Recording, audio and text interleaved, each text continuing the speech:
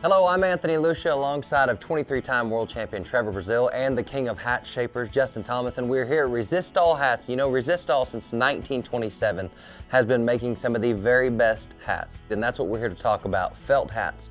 It's all about felt hats, and I want to talk about what makes a felt hat be the right felt hat for Trevor Brazile. The whole thing about the Trevor's pick was that there's stuff that I would wear, you know, and the quality that I would wear at the rodeo or something that I would wear around the ranch. We're looking at an open crown right here. This, like what we've talked about with our straw hats, you can get them pre-creased or you can get them in an open crown. And so you're actually going to take us through shaping this hat for Trevor. So the thing is whenever you go to shape a hat, you definitely want to get the center line to make sure that, of course, it's straight.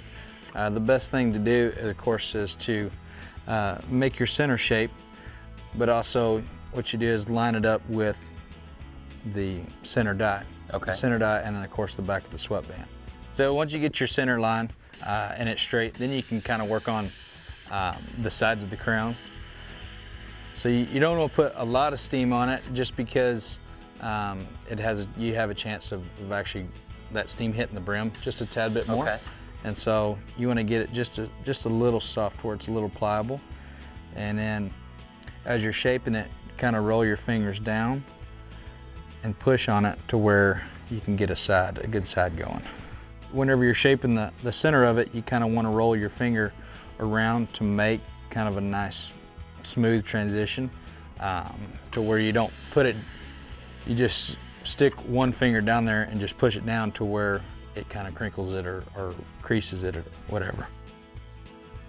So once you get your center line, then you can work on the sides again. And again, like the straw hats, I go kind of different places along the hat to where you're not over steaming one certain spot. It's kind of like a farrier, you know. Sure. Whenever he's rasping the feet, he doesn't stay in one spot, he kind of goes all the way around it. So once you get a crown, then you kind of look down it and see if everything's straight, then make some final adjustments on it. It's almost like a cowboy hat is the first step to being a cowboy. 100%, and you know, it's always, I know you may not have started out like this, but I started out with my 4X because there's no telling what I was going to do with it till I learned to take care of it. Sure. You know, it's just like everything else in our industry, you know. We're cowboys, you're taking care of animals, you're taking care of cattle, taking care of horses. I mean, it's the same thing. Yeah. You learn how to take care of that hat. It's just the first step in becoming a cowboy. It's almost like getting a goldfish for exactly, some kids. Exactly. And so once we get done with the crown, then we'll start with the brim. Again, you don't want to put a lot of steam on the brim to where you'll kind of mess up the fur. You can get the fur too hot to where it'll kind of curl in on you. And so same thing with the straw, you kind of want to set your corners just a tad to where you can kind of, if you need to go wide, if you're going to go a little bit more narrow. But if the main deal is when you steam a hat, if you're going to really shape it and steam the top side of it, don't steam the bottom side. Okay. You can put a little steam on the bottom side, but just not a lot, to where you'll have a bigger risk of ruining that sweatband.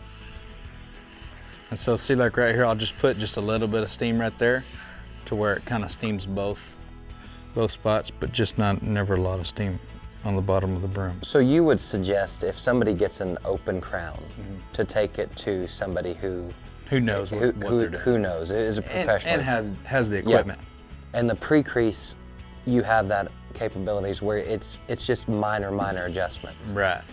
And especially with the Trevor's picks, they'll come with that shovel front to where the majority of the people will wear it right out of the box. Sure. Or make very, very, very minor adjustments on it. All right, man. There we go. You had to look to make sure it was good. Yeah. Well, you got to. You got to. As soon as you put a Resistol on, whether you've never ridden a horse a day in your life or you've ridden them your whole life, wearing a Resistol offers that credibility and like, man, this guy knows what quality is. That's one of the neatest things about these hats is how much time, how much effort goes into this. This isn't just a ball cap, it's not a pair of socks, it's not a pair of jeans that you're gonna wear. This is something that is going to last a lifetime, and this is something that actually becomes part of who you are. Good work, Justin. All right. Thanks, man. Thanks, guys. Appreciate That's awesome. it. Absolutely. We're not going anywhere. We're still gonna talk because why Resistol?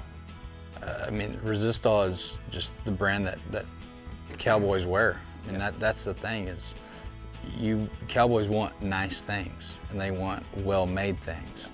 And that's what Resistol is, 100% American made.